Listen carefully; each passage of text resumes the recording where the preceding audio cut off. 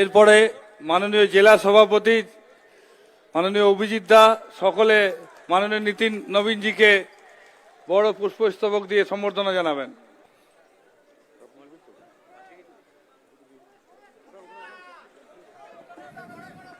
জ্ঞাপন করবেন, তাকে সম্মান জ্ঞাপন করবার জন্য রাজ্য সভাপতি মহোদয়ের কাছে মোমেন্টো দেওয়ার জন্য জেলা সভাপতি মহাশয়কে আমি অনুরোধ করছি।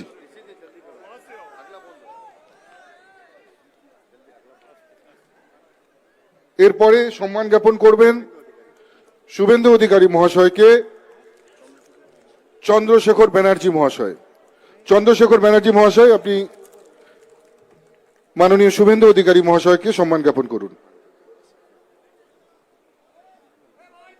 সুকান্ত মজুমদার মহাশয়কে সম্মান জ্ঞাপন করবেন অরিত্র চ্যাটার্জি মহাশয়, এই কমল মেলার যিনি কো ইনচার্জ রয়েছেন রাজ্যের থেকে। অরিত্র বাবুকে মাননীয় মন্ত্রী সুকান্ত বাবুকে সম্মান জ্ঞাপনের জন্য অনুরোধ করছি।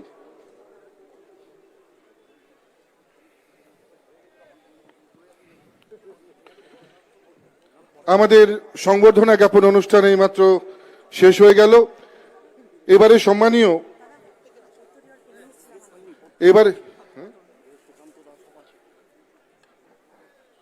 এরপরে আমরা যখন মাননীয় অতিথি বক্তব্য রাখবেন আমরা একে একে সবাইকে বরণ করে নেব, কিন্তু সময়ের স্বল্পতার জন্য, কারণ এরপরে আর একটা বৈঠক আছে, সময়ের স্বল্পতার জন্য আমি সম্মানীয় রাজ্য সভাপতি মহোদয় ওনাকে ওনার মূল্যবান বক্তব্য আমাদের এই কমল মেলায় যারা আগত, যারা এখানে এই রাঢ়বঙ্গের প্রান্তের বিভিন্ন প্রান্ত থেকে যারা আগত মানুষজন সবাইকে সম্বোধন করবার জন্য সম্মানীয় রাজ্য সভাপতি মহোদয়কে অনুরোধ করছি।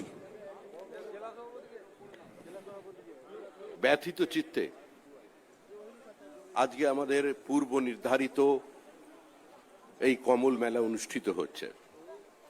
মঞ্চে উপস্থিত ভারতীয় জনতা পার্টির সর্বভারতীয় সভাপতি শ্রী নীতিন নবীনজি, বিরোধী দলনেতা শ্রী শুভেন্দু অধিকারী, কেন্দ্রীয় মন্ত্রী শ্রী সুকান্ত মজুমদার, শ্রদ্ধেয় শ্রী সুনীল বনসল, বিহার সরকারের স্বাস্থ্যমন্ত্রী শ্রী মঙ্গল পাণ্ডে,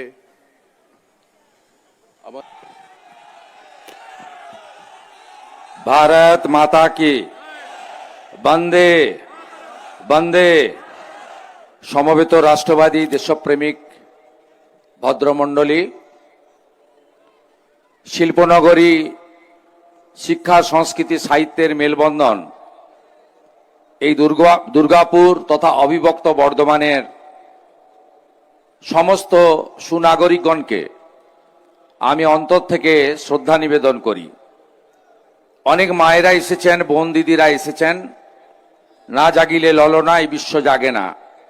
আমার মাতৃশক্তি, দেবী শক্তি, নারী শক্তিকে আমি বন্দন করি, প্রণাম করি। আমরা সবাই এই শীতের সন্ধ্যায় এখানে মিলিত হয়েছি একটি আদর্শ নিয়ে, একটি স্বপ্ন নিয়ে, কমল মেলাতে, যার শুভ হস্তে এই মেলা উদ্বোধন হয়েছে। ভারত মাতার মূর্তিতে গোলাপের পাপড়ি দিয়ে যিনি প্রণাম জানিয়েছেন, প্রজ্বলিত শিখার মধ্য দিয়ে যে মেলা এখানে উদ্বোধন হলো, এটি একটি বাণিজ্যিক মেলা নয়, এটি কর্পোরেট দ্বারা আয়োজিত মেলা নয়। রাষ্ট্রবাদী দেশপ্রেমিক ভারতীয় সংস্কৃতি, সনাতন সংস্কৃতিকে যারা রক্ষা করতে যান তারা এখানে একত্রিত হয়েছেন।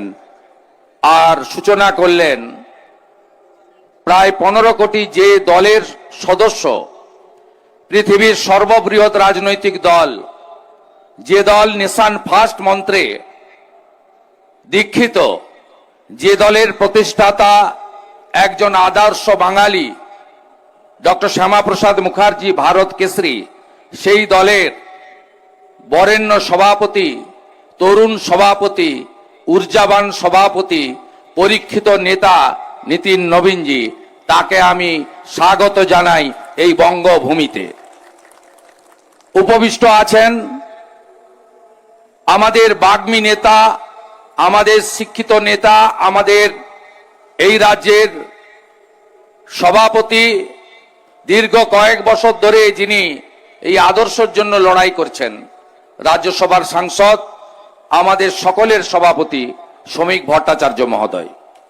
আরেকজন শিক্ষাবিদ আছেন, সফল অধ্যাপক, এই রাজ্যের রাষ্ট্রবাদী আন্দোলনের অন্যতম ব্যক্তিত্ব ডক্টর সুকান্ত মজুমদার, ভারত সরকারের মাননীয় রাষ্ট্রমন্ত্রী, তাকে যথাযথ সম্মান জানাই।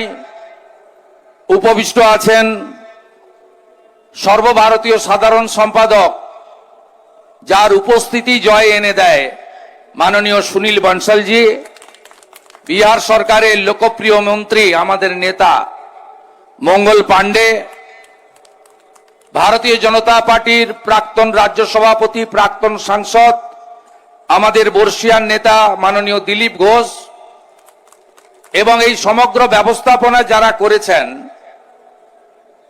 তাদের মধ্যে রাজ্যের জিএস সাংসদ সৌমিত্র খাঁ, নিশীথ প্রামাণিক, প্রাক্তন কেন্দ্রীয় মন্ত্রী, জ্যোতির্ময় সিং মাহাতো, লোকপ্রিয় সাংসদ, পার্টির অন্যতম যুব মুখ, এবং সম্মানিত মঞ্চ। কারণ নিতিন নবীনজিকে বসিয়ে রেখে শ্রমিক দাও বেশি বলেনি, আমিও বেশি বলবো না। আমি শুধু একটা কথা বলবো যে আজকে এই কমল মেলাতে আমরা একটা ভীষণ স্বপ্ন নিয়ে উপবিষ্ট হয়েছি। সেই স্বপ্ন হলো বাংলাকে তার আগের জায়গায়, গৌরবের জায়গায় আমাদের পৌঁছে দিতে হবে। আমি যশস্বী প্রধানমন্ত্রী, বিশ্বের সর্বশ্রেষ্ঠ জনপ্রিয় নেতা নরেন্দ্র মোদীজির কলকাতা মেট্রোর উদ্বোধনে দমদমের মাটিতে দাঁড়িয়ে তিনি বলছিলেন, স্বাধীনতার আগে ও পরে বাণিজ্যিক ডেস্টিনেশন ছিল কোথায়? কলকাতা, পশ্চিমবঙ্গ। শিল্পে প্রথম কে ছিল? পশ্চিমবঙ্গ। শিক্ষায় প্রথম কে ছিল? পশ্চিমবঙ্গ। আধ্যাত্মিক চেতনা জাগ্রত করার কাজ কোত্থেকে হয়েছে? পশ্চিমবঙ্গ থেকে। শিক্ষায় প্রথম কে ছিল? পশ্চিমবঙ্গ। সাহিত্যের প্রথম স্থান কার ছিল? পশ্চিমবঙ্গ। আজকে আমরা কোথায়? আমাদের শিক্ষা আজ শেষ, 19,000 বিদ্যালয় বন্ধ হলো। শিল্প আজ শ্মশান। যেদিন আমরা টাটাকে তাড়িয়ে দিলাম টাটা করে, সেদিনই শিল্পের কফিনের শেষ পেরেকটা পোতা হয়ে গেল। 6,888টা শিল্প চলে গেল। আর সাহিত্যের কথা নাই বা বললাম, বিশ্বকবি রবীন্দ্রনাথ ঠাকুরের ছবি পড়ানো হলো মালদার চাঁচলে। এ লজ্জা রাখার জায়গা নেই। এই কমল মেলা থেকে হারিয়ে যাওয়া শিক্ষা, সংস্কৃতি, শিল্প, এই স্বপ্নকে জাগাতে হবে। স্বপ্ন পূরণ তখনই হবে যখন যশস্বী প্রধানমন্ত্রী বিকাশ পুরুষ নরেন্দ্র মোদীজির নেতৃত্বে এই রাজ্যে সুশাসন প্রতিষ্ঠিত হবে, নারীরা সুরক্ষিত থাকবে। স্বামী বিবেকানন্দের মন্ত্র চরৈবতী চরৈবতী বলে আমরা এগিয়ে যেতে পারবো। এই মাটি প্রভু শ্রী চৈতন্য দেবের মাটি, এই মাটি ঠাকুর রামকৃষ্ণ দেবের মাটি, এই মাটি জগৎজননী মা শারদামণির মাটি, এই মাটি স্বামী বিবেকানন্দের মাটি, এই মাটি স্বামী প্রণবানন্দের মাটি। ভারত সেবাশ্রম সংঘের হেডকোয়ার্টার কোথায়? কলকাতা বালিগঞ্জ। ইসকনের হেডকোয়ার্টার কোথায়? শ্রীলা প্রভুপদ প্রতিষ্ঠিত মায়াপুর নদিয়া। রামকৃষ্ণ মঠ ও মিশনের হেডকোয়ার্টার কোথায়? বেলুড় মঠ। গোটা পৃথিবীকে যারা আধ্যাত্মিক চেতনা জাগ্রত করার কাজ করছেন, সেই পশ্চিমবঙ্গের মাটিতে আজকে আরবি সংস্কৃতিকে আনতে চাইছে এই রাজ্যের সরকার। স্কুলের বইটা দেখবেন খুলে, ক্লাস 7-এর, সেখানে লেখা আছে আকাশ নয় আসমান, সেখানে লেখা আছে জল নয় পানি, সেখানে লেখা আছে কাকা নয় চাচা, সেখানে লেখা আছে বাবা নয় আব্বা। আরবি সংস্কৃতির হাতে বাংলা যেতে দেব না, দেব না, দেব না। ডক্টর শ্যামাপ্রসাদ মুখার্জির বাঙালি হিন্দুদের হোমল্যান্ড আমাদের রক্ষা করতে হবে, করতে হবে, করতে হবে। কমল মেলার সফলতা প্রার্থনা করে রাষ্ট্রীয় সভাপতিকে মেরা দিল সে आभार प्रकट करते हुए मेरा भाषण में यही खत्म करता हूं। और এবছর 150 বছর বন্দে মাতরম, সবাই একসঙ্গে বলুন বন্দে মাতরম, বন্দে মাতরম, বন্দে মাতরম। আমাদের ভিডিও ভালো লাগলে লাইক আর শেয়ার করুন, কমেন্ট সেকশনে গিয়ে জানান আপনাদের মতামত। আরো ভিডিও পেতে আমাদের চ্যানেল এখনই সাবস্ক্রাইব করুন এবং প্রতি মুহূর্তের খবরের আপডেট পেতে প্রেস করুন বেল আইকন।